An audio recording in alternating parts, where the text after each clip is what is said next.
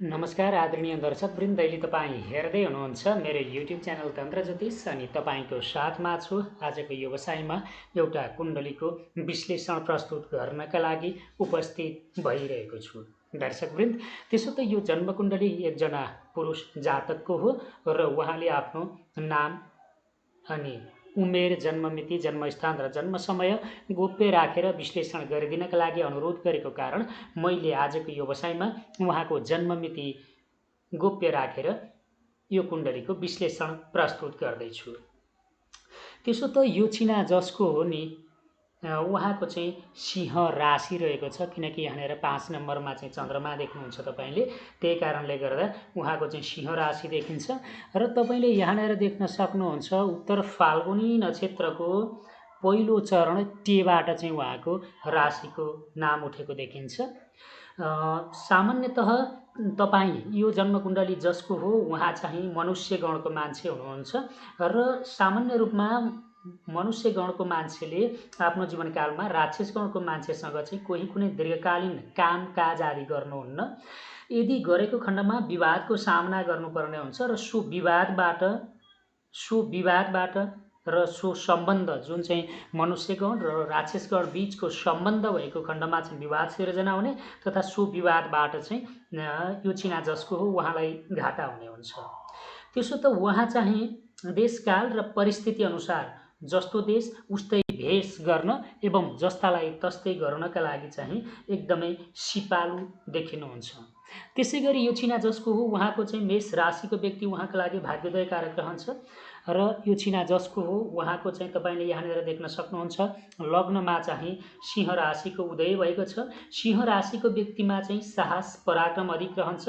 यिनीहरू चुस्त प्रकृतिका हुने हुन्छन् भने राजसिक प्रवृत्तिका समेत हुन्छन्। त्यसैले उहाँ पनि चुस्त प्रकृतिको एवं राजसिक प्रवृत्तिको हुनुहुन्छ।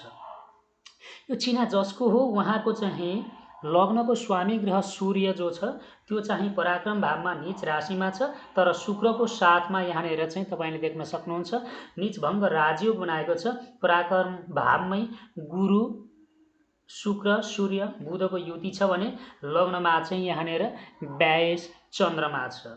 यसले के कुरालाई दर्शाउँछ भने तपाईँ आफूले आफ्नो स्वास्थ्यलाई चाहिँ विशेष ख्याल गर्नुपर्ने हुन्छ। तपाईँको स्वास्थ्य चाहिँ कमजोर गरिदिने हुन्छ। स्वास्थ्यको मामलामा तपाईँले आजीवन सावधानी अपनाउनु पर्ने हुन्छ। विशेष गरी मौसमी प्रकृतिका रोग व्याधि एवं मौसम परिवर्तन हुने बेलामा चाहिँ तपाईँले आफ्नो स्वास्थ्यको चाहिँ विशेष ख्याल गर्नुपर्ने हुन्छ। तपाईले आफ्नो जीवनकालमा विदेश यात्रा निश्चित गर्नुपर्ने खालको चिना छ। तपाईँको जीवनमा तपाईँले चाहिँ मेहनत चाहिँ अत्याधिक गर्नुपर्छ, मेहनत अधिक गर्नुपर्ने हुन्छ र तपाईँले आफ्नो जीवनकालमा जति पनि उपलब्धि हासिल गर्नुहुनेछ त्यो चाहिँ तपाईँले मेहनतकै बलमा गर्नुपर्ने हुन्छ। किन भन्दा तपाईँको चाहिँ पराक्रम भावमा स्वयं लग्नेश आफै चाहिँ पराक्रम भावमा गइबसेका छन्। यस्तो स्थितिमा चाहिँ व्यक्तिले बिना पराक्रम जीवनमा उन्नति गर्न सक्दैन। त्यही कारणले गर्दा तपाईँले चाहिँ आफ्नो जीवनकालमा अधिक मेहनत गर्नुपर्ने हुन्छ र मेहनत गर्नबाट चाहिँ तपाईँ कहिले पनि पछि पर्नु हुँदैन।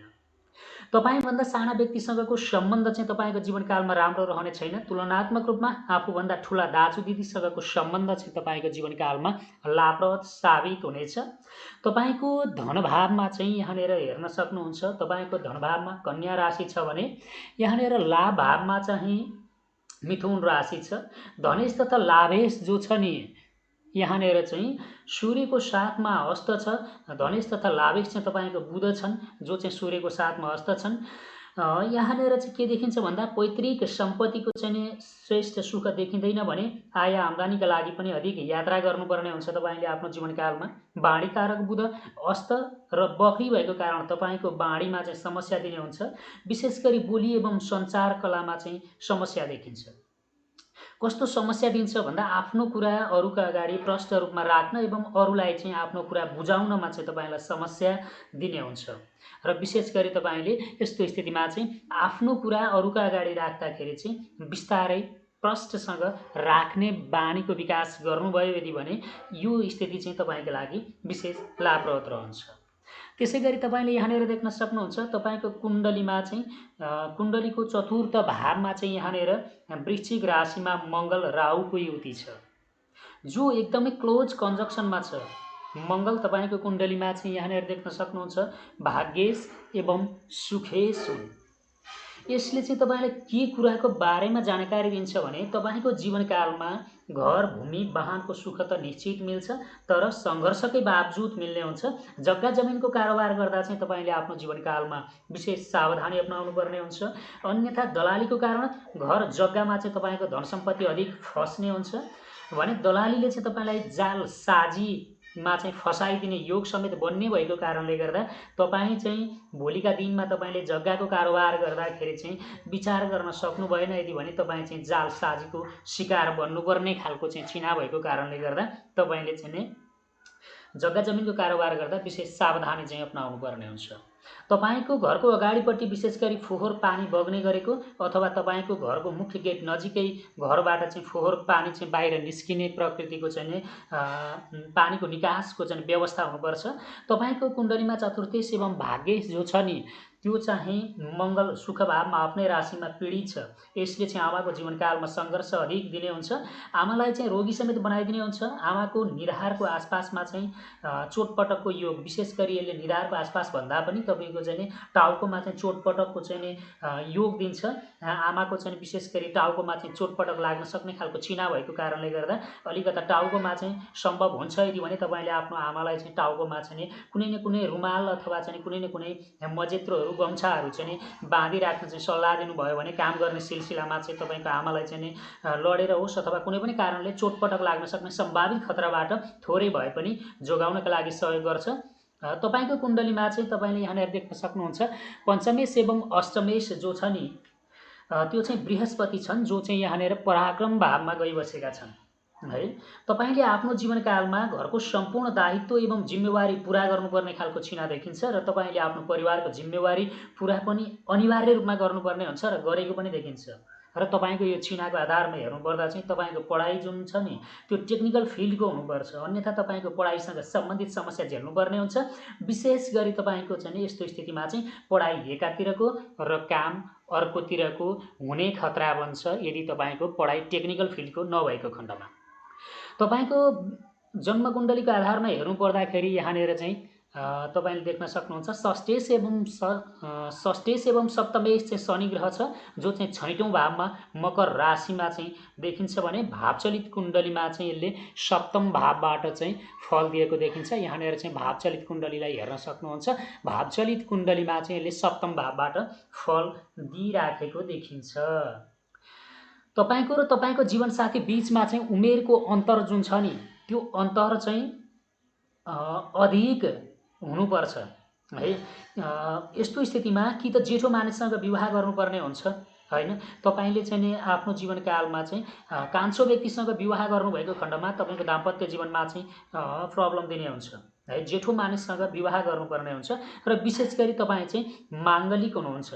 जुन मङ्गल नीचको राहुको साथमा पीडित छ, सोही मङ्गलको चतुर्थ दृष्टि जुन छ नि त्यो चाहिँ सप्तम भावमा चाहिँ परेको देखिन्छ। त्यसैले विवाह गर्दा कुण्डलीको अनिवार्य मिलान गर्नुपर्ने हुन्छ, अन्यथा दाम्पत्य जीवनको सुखमा चाहिँ यसले हानि गर्ने हुन्छ। यस्तो स्थितिमा चाहिँ अन्यथा दाम्पत्य जीवनको सुखमा हानि गर्ने हुन्छ र विशेष गरी चाहिँ जीवनसाथीको स्वास्थ्य खराब हुने एवं जीवनसाथीलाई अपरेसन समेत गर्नुपर्ने तथा जीवनसाथीकै लागि चाहिँ तपाईँको कुण्डलीको यो माङ्गलिक योग र स्थिति चाहिँ खराब साबित हुन सक्छ। परिवारभित्र तपाईँले आफ्नो जीवनकालमा शान्तिको वातावरण बनाइराख्नका लागि तपाईँले आफ्नो रिसमाथि चाहिँ नियन्त्रण गर्नुपर्ने हुन्छ र तपाईँले चाहिँ विशेष गरी आफ्नो जीवनकालमा कोही व्यक्तिले तपाईँको जीवनकालमा कोही कुनै गल्ती गर्यो अथवा तपाईँलाई कुनै हानि पुर्यायो यदि भने चाहिँ तपाईँ चाहिँ एकदम फर्की बदला लिने स्वभावको हुनुहुन्छ र तपाईँले चाहिँ कसैले तपाईँको जीवनकालमा कुनै गल्ती गरिहाल्यो यदि भने तपाईँले चाहिँ उसलाई माफ गर्न सक्ने सामर्थ्यको विकास गर्नुपर्ने हुन्छ र तपाईँ चाहिँ भोलिको दिनमा गएर आफ्नो जीवनकालमा चाहिँ तपाईँ चाहिँ दीर्घ रोगी हुने र विशेष गरी दीर्घ रोगको रूपमा चाहिँ तपाईँको मुटु रोग रहने खालको चिना भएकाले सावधानी चाहिँ अपनाउनु पर्ने हुन्छ र यस्तो स्थितिमा चाहिँ तपाईँले सावधानी अपनाउन सक्नु भएन यदि भने 100% तपाईँ मुटु रोगी बन्नुहुनेछ। तपाईँको भाग्येश जो छ नि, तपाईँको भाग्येश चतुर्थ घरमा नीचको राहुद्वारा चाहिँ पीडित भइबसेको छ भने पिताकारक सूर्य जो छ नि, पिताकारक सूर्य नीच राशिमा गई नीच भङ्ग भए तापनि भाग्य स्थानबाट यहाँबाट चाहिँ अष्टममा गएकाले तपाईँको जीवनकालमा पिताको सुख चाहिँ देखिँदैन, श्रेष्ठ सुख चाहिँ देखिँदैन। यस्तो स्थितिमा अधिकतरले आफ्नो पितालाई नै गुमाउने हुन्छ। कथम कदाचित पिता भए तापनि पिताको कुनै पनि प्रकृतिको सुख मिल्दैन। यस्तो स्थितिमा तपाईँले आफ्नो जीवनकालमा 2 वा 2 भन्दा बढी काम परिवर्तन गरे पछाडि मात्रै तपाईँलाई चाहिँ कार्यक्षेत्रमा स्थायित्वको प्राप्ति हुने हुन्छ। तपाईँको चाहिँ कुण्डलीको आधारमा हेर्नु पर्दाखेरि अब एकपटक नवांश कुण्डलीलाई पनि हेरौँ है। नवांश कुण्डलीलाई हेर्दाखेरि के देखिन्छ त भन्दा नवांश कुण्डलीलाई हेर्दाखेरि चाहिँ तपाईँको जीवनकालमा विवाह पश्चात, विशेष गरी विवाह पश्चात, विवाह अगाडि तपाईँले विदेश यात्रा नगरेको भए तापनि विवाह पश्चात तपाईँको 100% विदेश यात्राको योग देखिन्छ। र विवाह पश्चात चाहिँ तपाईँको स्वास्थ्य स्थितिलाई पनि अलिकता कमजोर बनाएको देखिन्छ। कमजोर बनाउने प्रकृतिको चिन्ह छ भने यस्तो स्थितिमा चाहिँ जीवन साथीसँग चाहिँ तपाईँ चाहिँ विशेष गरी 32 काटेर गइसके पछाडि चाहिँ इगो प्रब्लम चाहिँ सुरुवात हुन सक्ने हैन, तँभन्दा म के कम भन्ने स्थितिको सिर्जना हुन सक्ने खालको चिना भएको कारणले गर्दा आफ्नो जीवनसाथीसँग चाहिँ तँभन्दा म के कम भनेर कुइनो ठेलाठेल गर्नबाट तपाईँ नितान्त जोगिनुपर्ने हुन्छ। अन्यथा यस्तो स्थितिमा दाम्पत्य जीवनको सुख मिल्दैन।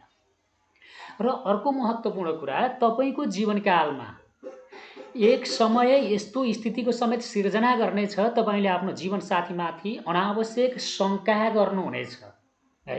जब तपाईँले आफ्नो जीवनसाथीमाथि अनावश्यक शङ्का गरेर विवाद गर्नुहुन्छ नि, त्यस पछाडि तपाईँको भाग्य अधोगतितिर लाग्ने भएकाले तपाईले चाहिँ आफ्नो जीवनसाथीमाथि शङ्का गरेर विवाद गर्नबाट चाहिँ जोगिनुपर्ने हुन्छ। र भोलिका दिनमा यो समस्याको तपाईले चाहिँ फेस चाहिँ गर्नुपर्छ है।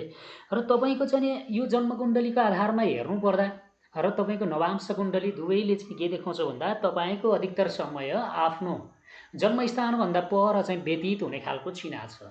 यस्तो स्थितिमा चाहिँ तपाईँले विदेश यात्रा गर्न सक्नुहुन्छ र विदेशमा तपाईँ सेटल भएर रहन बस्नको लागि समेत तपाईँलाई सपोर्ट चाहिँ गर्छ। कुनै पनि हालतमा तपाईँ आफ्नो जन्मस्थानमा, जुन स्थानमा जन्मिनु भएको छ सो स्थानमा चाहिँ तपाईँ लङ लास्ट रूपमा चाहिँ बस्नुहुने छैन।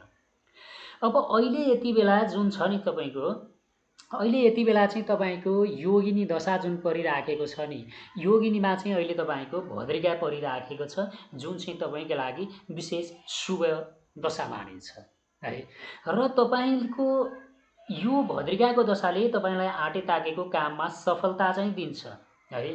तर 2021 मार्चको 15 पछाडि 2021 मार्चको 15 पछाडि 2022 मे 9 भित्र तपाईका लागि विदेश यात्रा निश्चित हुन्छ। विशेष गरी कामको सिलसिलामा कामकै लागि विदेश यात्राको योग निश्चित बन्छ।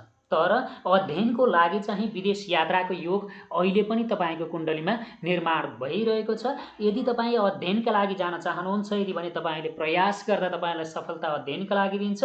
तर तपाईलाई विशेष त तपाईँ कामकै सेक्टरमा कामकै लागि जानको लागि चाहिँ तपाईले 2021 मार्चको 15 पछाडिबाट 2022 मे 9 भित्र चाहिँ तपाईँ कामकै सिलसिलामा तपाईले विदेश यात्रा गर्नुहुनेछ।